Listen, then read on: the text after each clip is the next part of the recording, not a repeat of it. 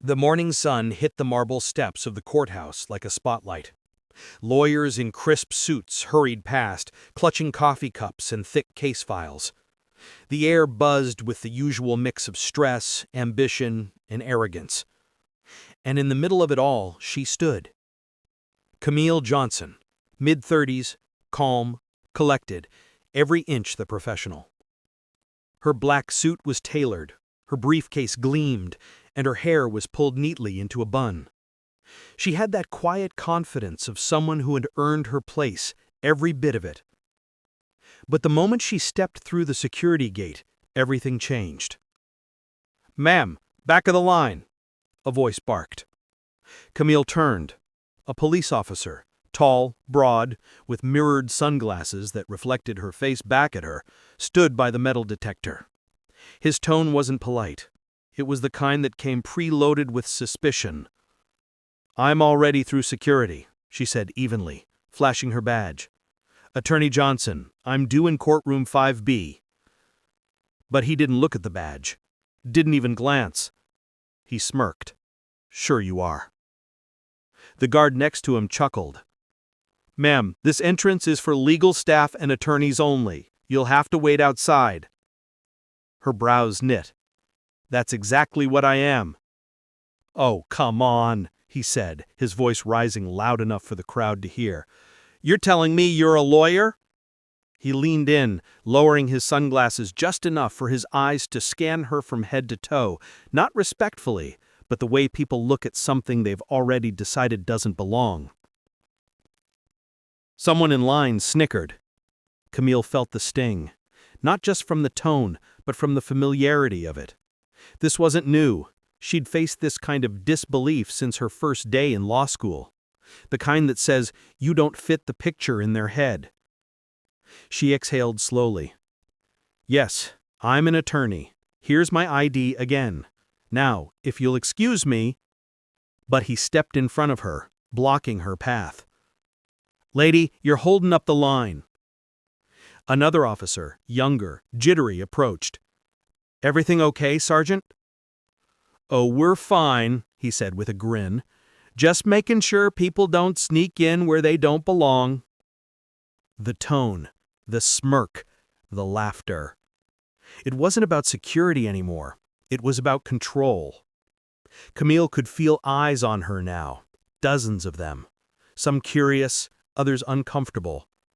She felt the heat rising in her chest, the urge to defend herself, to push back. But years of courtroom discipline had taught her restraint. "Sergeant," she said, her voice firm now, "if you continue to obstruct an officer of the court, I'll be forced to—" "Oh, officer of the court, huh? You hear that, Jake? We got ourselves a judge here." More laughter. Camille's fingers tightened on her briefcase. Inside it were the documents for a high-profile civil rights case, the kind of case that could cost the department millions. The irony wasn't lost on her. She was about to argue in court against the same kind of profiling that was happening right now on those courthouse steps. "You know what?" the sergeant said, tilting his head. "Let's make this easy. Step aside while we check your ID with the clerk. Standard procedure." But it wasn't. Not for anyone else walking in. She'd watched half a dozen white attorneys breeze through security without so much as a glance. "Fine," she said tightly, handing over her credentials. He took them, pretending to inspect every inch. "Camille Johnson, So what kind of law do you practice, Ms. Johnson?" "Civil rights." His smile froze, just for a fraction of a second, before twisting into something meaner. "Figures." He waved the ID at the clerk's desk, making a show of it. "Hey, you know this lady? Says she's a lawyer, wants special treatment." The clerk glanced up, startled. "She's cleared, Sergeant. She's on the docket for the Simmons case." The smirk vanished. For a moment the air between them went still, just long enough for everyone around to realize what had happened. The mighty enforcer of procedure had just humiliated himself. But instead of apologizing, he doubled down. "Well, maybe next time, try not to look so suspicious when you walk in, huh?" That one hit deeper than the rest, because it wasn't about how she looked, it was about who she was. Camille's lips pressed into a line. Her heart pounded, but her voice stayed calm, cold even. "I'll make a note of that, Sergeant, for my report." He blinked. "Your what?" But she was already walking past him, head high, eyes steady, refusing to give him the satisfaction of seeing her anger.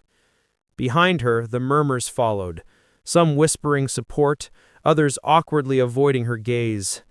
When she reached the courtroom door, she paused.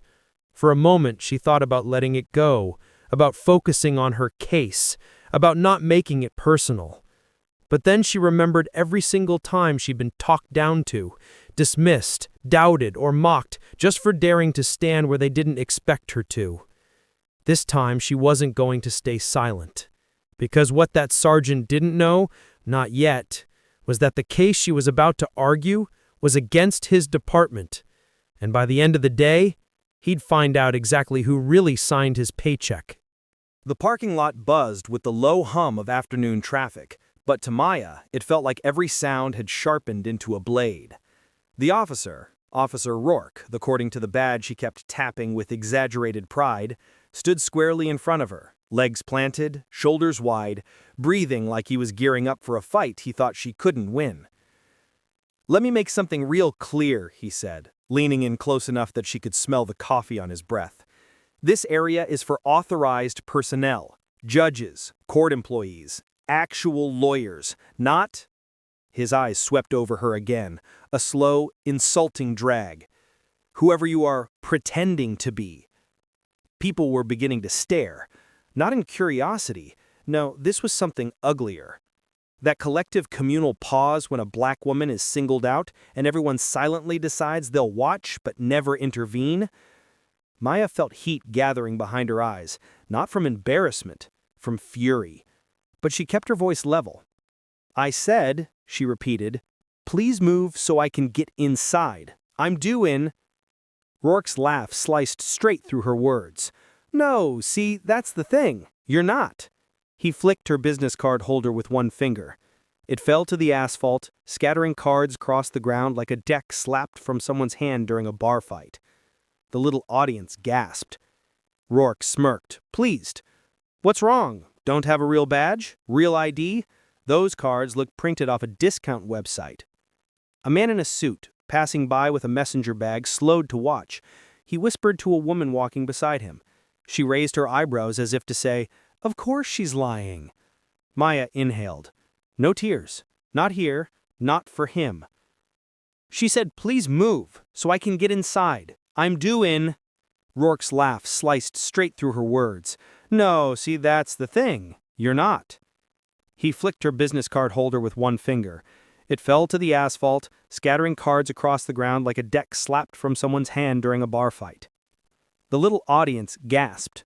Rourke smirked, pleased. "What's wrong? Don't have a real badge? Real ID? Those cards look printed off a discount website." A man in a suit, passing by with a messenger bag, slowed to watch. He whispered to a woman walking beside him. She raised her eyebrows as if to say, "Of course she's lying." Maya inhaled. No tears. Not here. Not for him. "Pick them up," she said quietly. "What was that?" Rourke tilted his head, pretending confusion. "You telling me what to do? That's a big request for someone trying to sneak her way into courtrooms." "Pick them up." The words didn't shake. They landed. But the officer didn't flinch. Instead, he stepped on one of the cards with the heel of his boot. "Oh, look," he said mockingly, pressing down harder. "I'm helping." A murmur rippled through the bystanders. Even they felt the shift, from annoyance to outright humiliation. Maya crouched to collect her cards, but he used the toe of his boot to slide one out of her reach. "You know," he continued, voice dropping to that condescending instructor tone cops used when they wanted to remind someone who held the power, "you could make this easier. Tell me your real reason for being here. Some kind of custody case, parking ticket, Or, he snorted, maybe something criminal? Wouldn't be the first time someone tried to sweet-talk their way past security. A woman nearby audibly gasped at that one. The accusation hung in the air like smoke. Maya straightened slowly. No sudden movements. She'd learned that the hard way years ago. Existing while black meant your body had to be a negotiation. Rourke remained in her path, still full of smug, full of certainty, full of assumptions. You don't want to cause a scene, do you? Because right now, he looked around theatrically, you're seconds away from resisting an officer. There it was. The threat. The line that transformed a mild encounter into a headline. Maya's heart thudded once hard. Every part of her body sharpened with a single truth. He wanted her scared. But fear wasn't what filled her lungs. Resolve did. I'm not causing a scene, she said. You are. Rourke barked a laugh. Lady, I don't think you understand how this works. He reached for his radio. And just like that, the ground shifted under both of them. Because in the space between his hand and the radio, Maya's phone rang, loud, clear. And the name glowing across the screen froze not her, but him. A name that didn't belong to an average citizen. A name that held weight in every courtroom and police department in the state. A name Rourke knew. Everyone did. His smirk evaporated. His hand dropped from the radio. Maya let it ring. She held his gaze. Unblinking. A silent dare. Go ahead. Finish what you started. His throat bobbed. Because now, he wasn't looking at the woman he thought he could bully. He was looking at someone he suddenly realized he should have recognized from the start. Someone he should have never touched. Someone whose signature appeared on paperwork that controlled where his paycheck came from. And the color drained from his face. This was the moment everything began to crack. The phone kept ringing, loud, unbothered, as if the universe itself wanted every single person in that courthouse parking lot to hear it. Rourke stared at the caller ID like it was a loaded weapon pointed straight at him. His jaw tightened, his fingers twitched, his stance, once wide and dominant, shrunk by an inch, maybe two, because the name on her screen wasn't just familiar, it was the top of the food chain, the kind of name cops said with caution, respect, and a little bit of fear. Maya finally lifted the phone. Slowly, calmly, like she had all the time in the world. Answer it, Rourke said quickly, too quickly, his voice tight. Go ahead. But Maya didn't answer. She let it keep ringing. She was done performing for him. Instead, she looked him dead in the eye and said quietly, This call, it's for my case, the one I'm late for because you decided to play gatekeeper. Rourke swallowed hard again. He kept glancing at the people watching, because now the crowd had doubled. Even the folks who pretended not to listen were openly staring. A guard by the courthouse doors whispered to another, I think that's... The other guard shushed him, suddenly rigid. They recognized her before the officer did. Maya finally answered the phone. Yes, Judge Thompson, she said. A collective "Oh, damn" swept through the onlookers. Even Rourke's shoulders jerked at the name. On the other end, Judge Patricia Thompson, state legend, courtroom icon, and Maya's longtime mentor, spoke in a clipped, brisk tone. Maya, the courtroom is assembled. The attorneys are seated. The prosecution is here. I need to know, are you on your way, or has something happened? Maya didn't look at Rourke. She didn't have to. His red face said everything. Her voice stayed cool. I'm outside, but I've been detained. Judge Thompson's tone turned razor sharp. By who? Maya paused just long enough for suspense to slice through the air. Officer Rourke, badge number 3142. The crowd inhaled as one. Rourke's face went pale, so pale it looked like all the bravado had leaked straight out of his boots. Through the phone, even from 3 feet away, you could hear Judge Thompson's fury simmering. Put him on. That was it.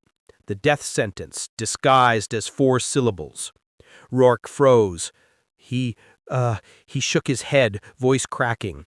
Ma'am, Maya extended the phone toward him. Go on. She'd like a word. It wasn't a request. It was a command delivered politely, like a queen telling a servant to step forward. Rourke's hand hovered, trembling. He took the phone. Hello, Your Honor, he stammered. Everyone leaned in. The entire parking lot transformed into a silent theater. Only Maya kept her expression neutral. Yes, this is Officer Rourke. No, Your Honor, I didn't. Yes, I understand. No, I swear, I didn't realize. Judge Thompson's voice rose loud enough for the nearest bystanders to hear. Officer, the woman you have delayed is the lead counsel on today's docket, the one whose motion I am reviewing, the one whose work your department depends on for procedural compliance. He squeezed his eyes shut. And you have detained her? No, ma'am. Yes, but not intentionally. Judge Thompson didn't let him breathe. Officer Rourke, do you know who writes the briefs that regulate your department's use of force protocols? Who trained half the judiciary on new procedural reforms? Who literally co-authored the policies you're sworn to uphold? His lips parted. Slowly, ache by ache, realization dawned. He turned to look at Maya as if seeing her for the first time. Yes, Your Honor. Yes, now I do. Judge Thompson's final sentence dropped like a gavel. Return her phone, apologize, clear her path, and pray she is more gracious with you than I intend to be in my report. Rourke's hand shook as he handed back the phone. The humiliation wasn't private anymore. It was public, complete, unavoidable. Ma'am, I'm so sorry. I didn't know. I thought Maya didn't move. She didn't comfort him. She didn't soften anything. She let him sit in the consequences he had built for himself. Her voice, when she finally spoke, was smooth as steel. Of course you didn't know, because you never asked. The apology still hung in the air, trembling like a weak branch in a storm. Officer Rourke stepped back, but it wasn't the confident step of a man guarding a courthouse. It was the hesitant retreat of someone who finally realized he'd swung at the wrong person, at the wrong time, in the worst possible place. Maya didn't say another word. She didn't have to. She simply adjusted her blazer, lifted her chin, and walked past him as if he were nothing more than a speed bump she'd been forced to address. And that moment, that walk, felt like justice itself, taking a slow, deliberate breath. Every pair of eyes followed her. The mother with 2 kids holding her hand, the older gentleman who had paused mid-step with his cane in the air, the teenage boy sitting on a bench, earbuds dangling, mouth open. They didn't look away, because they had all seen what almost happened. A black woman in a courthouse parking lot, a white cop with a superiority complex, a story that could have ended like too many others. But it didn't. And now they watched her walk, like a verdict already delivered. Rourke scrambled after her. Miss Johnson, please, he said, voice cracking as he tried to keep up. Let me escort you inside, I insist. But Maya slowed only enough to glance over her shoulder, just a fraction. I don't need an escort, she said lightly. I needed basic respect. The guard at the door heard it. The crowd heard it. Even Rourke knew the line would haunt him. Still, he hovered behind her like a man desperate to rewrite a mistake that had already gone public. When they reached the courthouse entrance, the security guard, an older black woman named Mrs. Green, stood tall the moment she recognized Maya. "Oh, honey, you're here," Mrs. Green said, voice warm. "Judge Thompson's been pacing like a storm cloud waiting for you. Let me get you through quickly." She opened the side gate, the one usually reserved for high-ranking officials, attorneys under deadline, and law enforcement VIPs. Rourke stared. That gate had never opened for him. You're letting her through the secured lane?" he stammered. Mrs. Green tilted her head. "Letting her? Officer, this is Attorney Maya Johnson. She doesn't go through metal detectors. Half the people in this building work because she did the legal groundwork." Rourke's ears went red again. He looked like a balloon about to burst. Maya offered a polite nod to Mrs. Green. "Thank you. I appreciate it." Rourke lunged at the moment, trying to salvage dignity. "Mrs. Johnson, I mean, Counselor Johnson, if you'd like, I can file an incident review myself. I can—" Maya paused. She looked at him fully. Not with pity, not with anger, but with clarity. "Officer Rourke," she said softly, "if you want to improve, file a report on your training, not on me." Then she walked through the secured lane. No metal detectors, no bag checks, no delays. Inside, the hallway was buzzing, bailiffs moving quickly, attorneys adjusting ties, clerks shuffling papers. But when Maya stepped in, everything slowed. She was late, yes, but she didn't look rushed. She looked like someone who had already won. Down the hall, the double doors to courtroom 3B swung open. A bailiff leaned out. His eyes widened when he saw her. "Counselor Johnson," he called loudly, "Judge Thompson is ready for you. The moment you're inside, she will begin." Behind him, several lawyers pivoted, whispering, "Wait, is that her? Didn't she write the compliance amendments last year? She's the one with the federal clerkship, right? She's the reason they updated the racial bias protocols." Maya kept walking, steady, grounded, unshaken. But behind her, Officer Rourke lingered in the doorway like a ghost afraid to step in. For the first time, his power didn't matter. His badge didn't matter. His uniform didn't matter. Because everyone had heard the judge. Everyone had seen the dynamic shift. Everyone had watched Maya reclaim a space he tried to take from her. Just before entering the courtroom, Maya stopped. She didn't look at Rourke. She didn't need to. Her voice carried softly but sharply across the hallway. "Next time you see a black woman walking into a courthouse, don't assume she's the defendant." Then she pushed open the doors to courtroom 3B. Heads turned. A hush fell. Judge Thompson stood at the bench, and the moment Maya stepped in, the judge smiled. "Counselor," she said, "we can begin now." Behind Maya, Officer Rourke lowered his gaze. He knew this. He hadn't just misjudged her. He had publicly misjudged someone who helped write the rules he was supposed to follow. And that realization? It was only the start of what was coming. The door of courtroom 3B closed behind Maya with a soft click. But the shift inside the room was anything but soft. It was seismic. Attorneys who had been whispering suddenly straightened their backs. Clerks froze mid-page turn. Even the court reporter stopped tapping her keys for half a second. Because Maya Johnson didn't just enter a courtroom. She commanded it. Judge Thompson, one of the sharpest minds on the state bench, leaned slightly forward, a rare gesture of respect. "Counselor Johnson," she said, "we'll begin your motion the moment you're ready.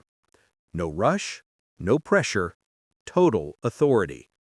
It only made Maya stand taller. She set her files down with calm precision, but every move carried the echo of what had happened outside. The humiliation, the threat, the disrespect, and now the reversal. The defendant, an older Hispanic man named Mr. Delgado, sat at the defense table, wringing his hands nervously. He looked up at Maya as if she were the only person in the world who could save him. Because to him, she was. "Counselor," he whispered shakily, "you made it." "I always make it," she replied gently. She placed a reassuring hand on his shoulder before turning back to the bench. "Your Honor," she said, her voice steady but powerful, "I'm prepared to proceed." Judge Thompson nodded. "Begin when ready." The opposing attorney, a hulking, red-faced man named Preston Hale, cleared his throat dramatically, trying to reclaim a sense of superiority. "Your Honor, may I note for the record that counsel's late arrival has delayed—" Judge Thompson didn't even let him finish. "No, Mr. Hale, you may note nothing. Counselor Johnson's arrival marks the official beginning of this hearing." A couple of observers tried and failed to hide their smirks. Hale glared at Maya like she was personally ruining his career. But Maya ignored him. She had more important things to do. This case wasn't simple. It wasn't routine.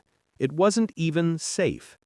It was a discrimination case involving the city's largest security contractor, a firm with deep pockets, deep connections, and deeper skeletons in the closet. Mr. Delgado had been wrongfully fired after 27 years, fired because a new supervisor decided he looked suspicious whenever he walked into the building he'd worked in for almost 3 decades. Suspicious for existing in brown skin. The company had covered it up, fabricated complaints, and smeared his reputation. Maya had built the case brick by brick. Emails, witnesses, security footage, pattern analysis, employment records. She had everything. But the company had money, and money always fought dirty, which is why this hearing mattered. Maya stepped forward. "Your Honor," she began, "allow me to walk the court through the evidence that directly contradicts the company's claims." Click. She activated the monitor. An image filled the screen. A time-stamped video of Mr. Delgado walking through a lobby, calm, uniform neat, badge visible. But next to it, a supervisor's report claiming he refused to show identification and attempted to bypass security. The courtroom murmured. Hale shifted uncomfortably. "Your Honor," Maya said, "this is Exhibit A, the alleged incident that supposedly justified terminating a 27-year employee." She clicked again. Zoom in. Badge visible. Timestamped verified. Supervisor nowhere in sight. "Your Honor," Maya said, "this is what racial profiling looks like when someone thinks no one is watching." Judge Thompson's expression hardened. "Continue," she said. Maya moved to Exhibit B, a copy of Mr. Delgado's performance review, unblemished until the day a new supervisor arrived. "Everything changes," Maya explained, "when someone in power decides someone else doesn't belong." She looked at the jury box, even though this was a bench hearing, because she wanted the room to hear the subtext. She wanted Officer Rourke, standing quietly in the back, to hear it too. People make assumptions. They mistake bias for instinct. They mistake prejudice for authority. Her words landed like stones. Maya then introduced Exhibit C, a string of emails the company had accidentally left in a discovery dump. Emails that revealed everything. The supervisor had written, "He gives me a bad feeling. He doesn't look like he fits the company's image. Maybe it's time we bring in someone more appropriate." Gasps scattered through the room. Judge Thompson's lips tightened. Hale's confidence collapsed. "And finally," Maya said, "Exhibit D." She tapped the screen. A video deposition flashed. The supervisor, red-faced, shifting in his seat, had been asked directly, "What made you suspicious of Mr. Delgado?" His answer was, "I don't know.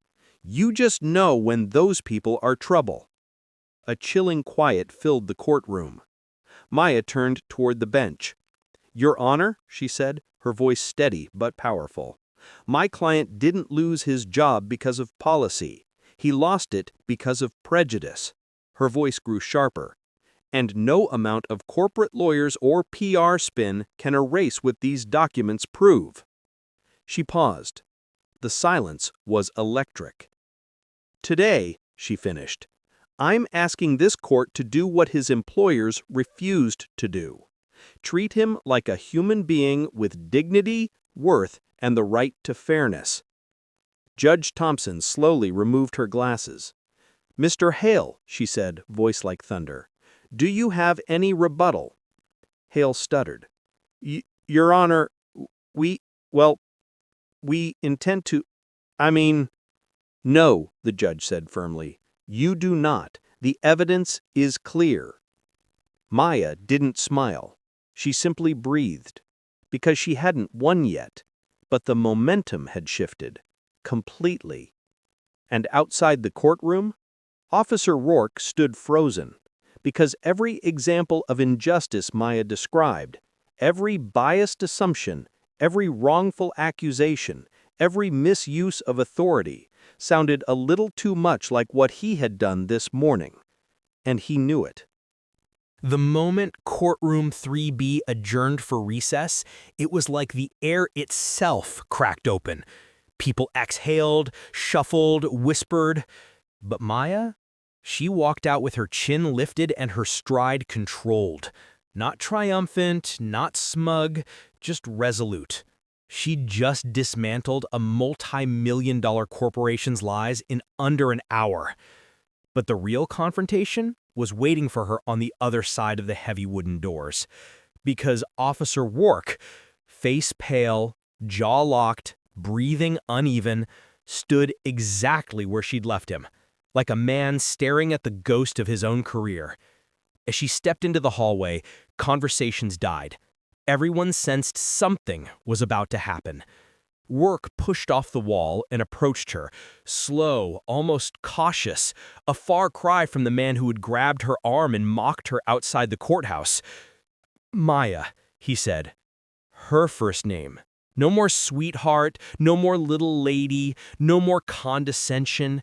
His voice cracked. "Can we talk?" She didn't stop walking. "No," she said calmly. "You had your moment to talk. You chose to shout." People in the hallway paused mid-step, listening. But he followed her, desperate now. "Please, just give me a minute." She turned sharply, not to fight, but to end this. A crowd formed without meaning to. Lawyers, clerks, 2 jurors waiting for the elevator. Even the janitor leaned on his mop, sensing the tension. Rourke stood in front of her, uniform pressed, badge gleaming, authority suddenly meaningless.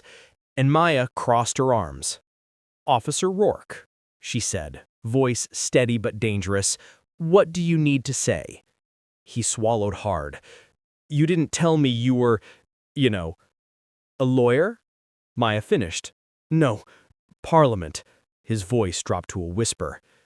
"You didn't tell me you were important." Her face froze. "Important?" She stepped closer, so close he had to look down into her eyes. "Officer Rourke," she said, "every person you lay hands on is important. Every person you talk down to is important. Every person you laugh at or shove or dismiss." She gestured to the courtroom doors. "Even him," she said, pointing gently toward Mr. Delgado, who was watching from a distance. "Especially him." Rourke looked like he'd just been punched in the chest. "But you treated me differently," Maya continued. "You treated me like a threat until you thought I was someone who could destroy your career. That's the problem." He blinked rapidly, fighting shame he wasn't ready to face. "I didn't know," he murmured. "I didn't know who you were." She shook her head slowly, eyes cold and disappointed. "You shouldn't have to know who someone is to treat them with dignity." A silence fell heavy across the marble hallway. Rourke's lips trembled as he tried to speak, but Maya lifted a hand. "No excuses," she said softly. "No explanations. Just accountability." He shut his mouth, and then, unexpectedly, his radio crackled loudly on his shoulder. "Unit 14, report to the south entrance. We need assistance." But Rourke didn't move. He looked at Maya like walking away would be cowardice. "Go. Do your job. Do it right this time. He hesitated, then nodded, slowly, humbly, and hurried off, disappearing around the corner. Maya turned back toward the courtroom. She didn't smile. She didn't bask. She simply inhaled deeply, grounding herself. Because she wasn't done. Not even close. As she walked, Mr. Delgado approached her, his voice trembling. "You spoke for all of us today, not just me." She touched his arm lightly. "Justice isn't just a case. It's how we change rooms like this." But before she could return to the courtroom, someone else stepped into her path. Preston Hale. Red-faced, rattled, sweating through his suit. He pointed a trembling finger at her. "You think you won something in there. You haven't seen what my firm can do." Maya didn't even blink. "Mr. Hale," she said calmly, "your firm falsified evidence, racially targeted an employee, and attempted to manipulate the court. The only thing I'm about to see," she leaned in, "is the inside of your settlement offer." Gasps everywhere. Hale's lips twitched, but he couldn't respond. He knew she was right. Before he could recover, Judge Thompson's clerk opened the courtroom door. "Counselor Johnson, the court is ready." Maya nodded, brushed past Hale without another glance, and re-entered courtroom 3B. Because the next part of this battle wasn't about humiliation or authority or ego. It was about justice. And she was about to bring the hammer down. Officer Briggs didn't walk back toward her. He stalked, heavy boots slamming the marble floor like he wanted each step to announce one thing. He still wasn't done with her. Aisha watched him approach, that same ugly smirk pulling at the corner of his mouth, the smirk he'd worn when he first blocked her path outside the courthouse like it was his territory and she was trespassing. Only now, there was something new in his eyes. Panic. Real fear he was trying to hide behind anger. He stopped just a foot from her. Too close, too aggressive. Like he thought proximity alone could tip the power back in his favor. "A word," he hissed. Judge Harlan raised a brow. "Officer Briggs, unless that word is 'I resign,' you're not going anywhere." But Briggs ignored him, leaning closer to Aisha. "You think you humiliated me?" he muttered under his breath. "You think this changes anything?" Aisha didn't move, didn't blink, didn't budge an inch. She just stared directly into his face, the same way she'd teach a client to look at a bully. Not down, not away, at them. Right through them. Briggs straightened, jaw tight. "You made a mistake coming here today." Aisha's voice was calm, too calm for a man who expected fear. "No," she said quietly. "My mistake was assuming you'd understand your place without a courtroom explaining it for you." Around them, officers were gathering. Court staff were whispering. A deputy had already pulled out a notepad. And Briggs? His nostrils flared. That final desperate warning before a man with too much ego and too little sense does something stupid. He pointed a finger at her chest. "You're the reason officers can't do their jobs anymore." Aisha slowly lifted her eyes to the pointed finger, then back to his face. "Your job?" she repeated softly. "You assaulted a lawyer, blocked access to a courtroom, used intimidation on a citizen you thought had no power to push back. That's not policing. That's bullying." Briggs swallowed. Hard. She leaned forward, voice low enough only he could hear. "And you picked the wrong black woman to bully today." Judge Harlan suddenly cleared his throat loudly. "Officer Briggs," stepped forward. The courtroom fell dead silent. Briggs stiffened like a man about to walk a plank. Aisha stepped back, letting him take the longest 10 steps of his life. 10 steps that echoed through the courtroom, each one dragging his career behind it like a body. Judge Harlan's gaze was cold enough to freeze steel. I have reviewed the footage from the courthouse entrance, every second of it. You blocked access to counsel, you made false claims of security threat, you escalated a non-incident into an assault, and now," he paused, letting the weight of the moment crush Briggs' bravado, "and now you have intimidated and verbally threatened the attorney in my courtroom." Briggs' throat clicked. His hands twitched. That smirk was long gone. "Therefore," the judge continued, "I am referring you to internal affairs, recommending immediate suspension pending investigation, and ordering you removed from this courthouse effective now." Gasps, whispers, a low ripple of shock. But the judge wasn't done. "And Officer Briggs," he added, leaning slightly forward, "for your own sake, I suggest you stop glaring at Ms. Cole. You're already in deeper water than you can swim." A deputy stepped behind Briggs. "Sir, I'll escort you out." Briggs didn't turn to Aisha. He didn't dare.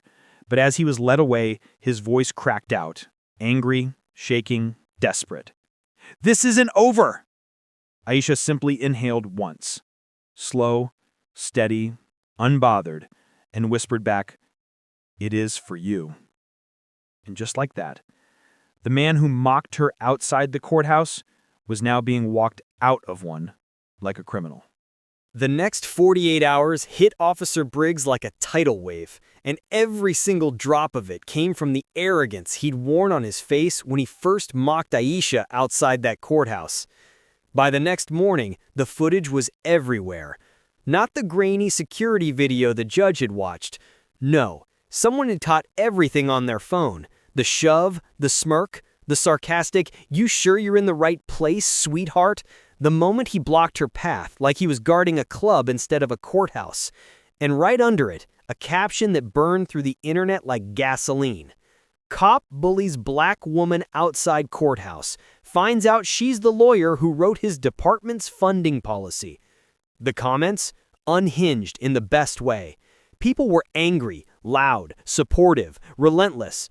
This is what they do when they think you have no power. Imagine how he treats people without degrees or titles. Queen handle him like a pro. Internal affairs better move fast. Local news picked it up, then national. Then it hit the feeds of every civil rights page in the country.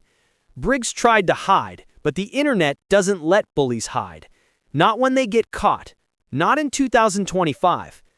And while the world was tearing apart his excuses, Aisha, she was back in her office, calm as a still lake, sipping her coffee while her inbox exploded. Requests for interviews, invitations to speak, thank you messages from people she'd never met. Her phone buzzed again, an unfamiliar number, official area code. She answered, "Miss Cole? This is Director Lawson with the State Public Safety Committee. We've reviewed the footage. We owe you a call." Aisha leaned back in her chair. She knew what was coming. "Your policy draft? The accountability revisions? We want it pushed to the top of the agenda, effective immediately." She smiled faintly. "Good. It's overdue." "And one more thing," Lawson added. "We're reevaluating the precinct contracts. Officer Briggs's department is on the list. Your recommendations will heavily influence their funding." Ah, there it was. The part Briggs never understood. He didn't just pick a fight with a lawyer. He picked a fight with the woman who literally writes the rules he gets paid to follow. Later that week, Aisha stepped outside the courthouse. Same doors, same marble steps, same sunlight hitting the pavement. But this time, no one blocked her path. No one questioned why she was there. The officers at the door straightened when they saw her. "Good morning, Miss Cole," one said politely. She nodded, walking past them, heels clicking with confidence that had always been there, even when someone tried to strip it away. Across the street, reporters gathered, cameras flashed, microphones lifted. "Aisha, are the reforms happening? Is Officer Briggs losing his job? What would you say to people who face discrimination like you did?" She stopped for just a moment, not for the cameras, but for the people watching at home who needed to hear what came next. When someone underestimates you, don't argue, don't shrink, don't match their disrespect. Just let the truth and the system they thought they controlled handle it. She paused. Her expression softened, strength settling into her voice. Bullies get loud because they're afraid of being exposed, and eventually, they always expose themselves. The crowd murmured. Cameras clicked. Aisha gave one final nod, turned, and walked up the courthouse steps, owning the ground she earned, owning the story she survived, owning the power she'd always had. Meanwhile, miles away, Officer Briggs sat alone in a cramped internal affairs office, staring at a sheet of paper he didn't want to read. Recommendation: terminate employment. Reason: conduct unbecoming, intimidation, obstruction of justice, abuse of authority. The final blow? A footnote at the bottom. Policy revisions cited in review, authored by attorney Aisha Cole. The same name that made his face twist in contempt, now signed the line that would end his career. Because in the end, respect isn't optional, and every bully eventually learns who really writes the rules.